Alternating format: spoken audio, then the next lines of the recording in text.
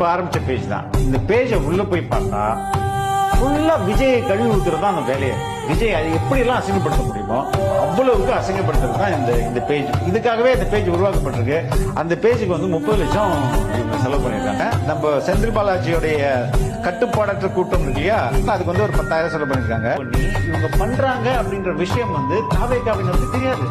அவங்க வந்து நேத்து கலைச்சிடுவாங்க, கட்சியை கலைச்சிடுவாங்க.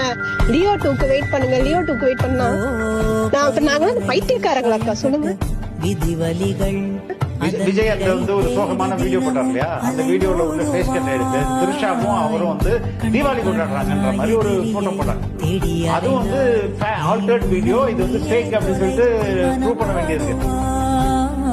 சுழலும் பூமி மேல் நீ போடும் ஆட்டம் இறுதியிலே நாடி உருகி தந்து போகும்.